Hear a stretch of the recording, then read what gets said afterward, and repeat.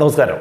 തുടർച്ചയായ മോദി സ്തുതികൾ കൊണ്ട് ശശി തരൂർ വീണ്ടും കോൺഗ്രസിന് ഒരു തലവേദനയായി മാറുന്ന കാഴ്ചയാണ് കുറച്ച് ദിവസങ്ങളായി നമ്മൾ കാണുന്നത്. നേരത്തെയും തരൂരിന് അനുകൂലമായ സമീപനവുമായി അനുകൂലമായ ചില പ്രതികരണവുമായി ശശി തരൂർ രംഗത്തെത്തിയിരുന്നു. അപ്പോൾ പറഞ്ഞത്, അതായത് ഈ കഴിഞ്ഞ പാർലമെൻറ്റ് തെരഞ്ഞെടുപ്പിന് മുൻപായി ശശി തരൂർ BJP-യിലേക്ക് ചേക്കേറാനുള്ള ചില സൂത്രങ്ങളാണ് അരങ്ങിൽ നടന്നുകൊണ്ടിരിക്കുന്നത് എന്നുള്ള ചില പരാമർശങ്ങളൊക്കെ പല ഭാഗങ്ങളിൽ നിന്നും വന്നിരുന്നു. എന്നാൽ വലിയ വിധേയത്തോടുകൂടി കോൺഗ്രസിൻ്റെ എല്ലാവിധ ചൊൽപ്പടിക്ക് നിന്നുകൊണ്ടായിരുന്നു ശശി തരൂർ കഴിഞ്ഞ പാർലമെൻറ്റ് ഇലക്ഷനിൽ തിരുവനന്തപുരത്തു നിന്നും മത്സരിച്ചത്. അങ്ങനെ മികച്ച വോട്ടോടുകൂടി വീണ്ടും പാർലമെൻറ്റേറിയനായി പാർലമെൻറ്റിലേക്ക് അദ്ദേഹം തിരഞ്ഞെടുക്കപ്പെടുകയും ചെയ്തു. എന്നാൽ മോദിയോടുള്ള അമിതമായ ഭക്തിയും ആരാധനയും മൂലം ശശി തരൂർ ഇടയ്ക്കിടയ്ക്ക് മോദി സ്തുതികൾ ഉരുവിടുന്നത് പതിവായതോടുകൂടി ശരിക്കും പറഞ്ഞാൽ കോൺഗ്രസിന് ഒരു വലിയ തലവേദനയായി ശശി തരൂർ മാറി എന്നുള്ളതാണ് സത്യം. കോൺഗ്രസിൽ നിന്നും ശശി തരൂരിനെ ഒഴിവാക്കാൻ കോൺഗ്രസ്സുകാർക്ക് കഴിയുന്നില്ല. കാരണം ഇതുപോലെ ഒരു സ്കോളറെ, ഇതുപോലെ മികച്ച ശേഷിയുള്ള വിജ്ഞാനമുള്ള ഒരാളെ കോൺഗ്രസിൽ കിട്ടുക എന്ന് പറഞ്ഞാൽ പെട്ടെന്ന് നടക്കുന്ന കാര്യമല്ല എന്ന് കോൺഗ്രസിൻ്റെ ഹൈക്കമാൻഡിന് അറിയാം. അതുകൊണ്ട് തന്നെ ശശി തരൂരിനെ പിണക്കി ഒരു നടപടിയിലേക്ക് കടക്കേണ്ട എന്നുള്ള തീരുമാനമാണ് ആദ്യം മുതലേ കോൺഗ്രസ് എടുത്ത നിലപാട്. അതിനനുസരിച്ചുള്ള പ്രതികരണങ്ങൾ കോൺഗ്രസിൻ്റെ ഭാഗത്ത് ശശി തരൂർ മോദി സ്തുതികൾ ഓരോ പ്രാവശ്യം ഉരുവിടുമ്പോഴും കോൺഗ്രസ് അതിനെതിരെ കട്ടയ്ക്ക് നിന്നുകൊണ്ട് എതിർത്ത് സംസാരിക്കുന്ന രീതി, അതായത് വലിയ വിമർശനങ്ങളൊന്നുമില്ലാതെ സമാധാനപരമായ രീതിയിൽ പോവുക എന്ന ലക്ഷ്യത്തോടു കൂടിയാണ് കോൺഗ്രസ് നീങ്ങിയിരുന്നത്. എന്നാൽ ഈ ഓപ്പറേഷൻ സിന്ദൂർ വന്നതിന് ശേഷം മറ്റ് രാജ്യങ്ങളിലേക്ക് പാകിസ്ഥാൻ്റെ ഈ ഭീകര പ്രവർത്തനങ്ങളെക്കുറിച്ച് വിശദീകരിക്കുന്നതിന് വേണ്ടി അമേരിക്കയിലേക്കുള്ള ഒരു ദൗത്യ സംഘത്തിൻ്റെ തലവനായി മോദി തിരഞ്ഞെടുക്കപ്പെട്ടതോടുകൂടിയാണ് വീണ്ടും ഇത്തരത്തിലുള്ള വിവാദം കോൺഗ്രസിനെ പിടികൂടുന്നത് എന്ന് പറയാം. അതായത് കോൺഗ്രസിൻ്റെ അനുമതിയില്ലാതെ ശശി തരൂർ നേരിട്ട് അങ്ങനെ ഒരു തീരുമാനം മോദി പറഞ്ഞു, ശശി തരൂർ അനുസരിച്ചു എന്നൊരു നിലപാടിലേക്ക് പോയതാണ് കോൺഗ്രസിനെ ഏറെ ചൊടിപ്പിച്ചത്. മാത്രമല്ല അതിന് പിന്നീട് അംഗീകാരം നൽകിയെങ്കിലും പിന്നീടും തുടർച്ചയായി ശശി തരൂർ എടുക്കുന്ന സമീപനങ്ങൾ മോദി അനുകൂലമായ നടപടികളാണ്, അല്ലെങ്കിൽ മോദിക്ക് അനുകൂലമായ പല പ്രതികരണങ്ങളും അദ്ദേഹം പലപ്പോഴായി നടത്തുന്നു. കഴിഞ്ഞ ദിവസവും അത്തരത്തിലുള്ളൊരു മോദി സ്തുതി നടത്തിയതാണ് ഇപ്പോൾ വീണ്ടും വിനയായിരിക്കുന്നത് എന്ന് വേണമെങ്കിൽ പറയാം. എന്നാൽ കോൺഗ്രസിൻ്റെ പ്രസിഡന്റ് മല്ലികാർജുന ഖാർഗെ ഒരിക്കലും ഇത്തരം ഒരു വിവാദവുമായി ബന്ധപ്പെട്ട ശശി തരൂരിനെ കുറിച്ച് ഒരു പരസ്യ പ്രസ്താവന നടത്തിയിരുന്നില്ല. എന്നാൽ കഴിഞ്ഞ ദിവസം അത് ഉണ്ടാവുകയായിരുന്നു. അതായത് തരൂരിൻ്റെ മോദി സ്തുതികളെ കുറിച്ചുള്ള ചോദ്യത്തിന് മറുപടിയായി അദ്ദേഹം പറഞ്ഞത്, കോൺഗ്രസിന് രാജ്യമാണ് പ്രധാനം, ചിലർക്കാകട്ടെ ആദ്യം മോദി പിന്നെ രാജ്യം എന്ന മട്ടാണ് എന്നാണ്.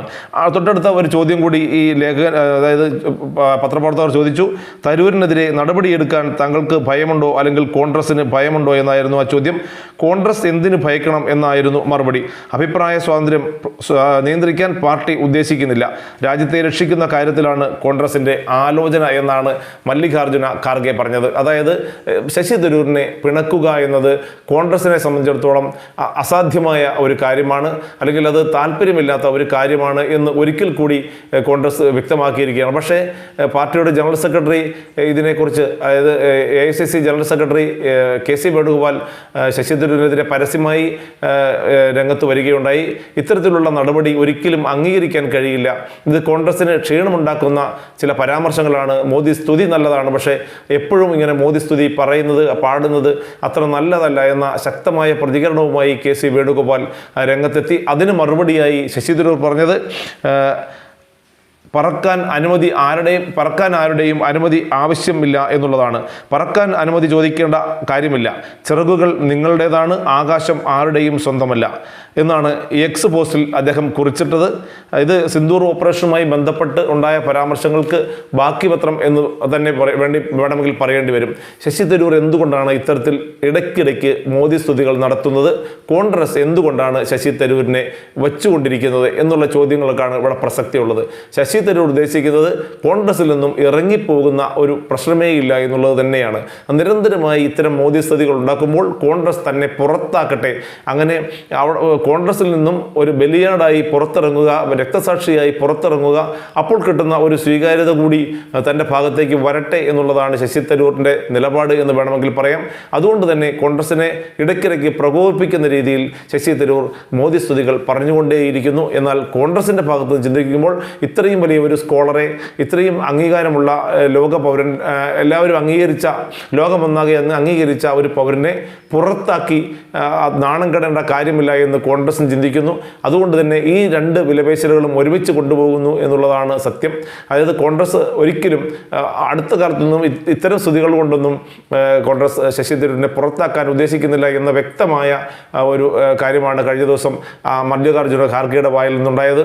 എന്നാൽ ശശി തരൂരാകട്ടെ ഇടയ്ക്കിടയ്ക്ക് പ്രകോപനം സൃഷ്ടിച്ച് കോൺഗ്രസിൽ നിന്നും തന്നെ, കോൺഗ്രസിനെ കൊണ്ട് തന്നെ പുറത്താക്കിക്കുക, അങ്ങനെ ഒരു രക്തസാക്ഷി, കോൺഗ്രസിൻ്റെ ഒരു രക്തസാക്ഷി അല്ലെങ്കിൽ ഒരു ബലിയാട് എന്ന രീതിയിലേക്ക് മാറുകയും അങ്ങനെ BJP-യിലേക്ക് ചേക്കേറുകയും ചെയ്യുക എന്നത് തന്നെയാണ് ശശി തരൂരിൻ്റെ ഉദ്ദേശം.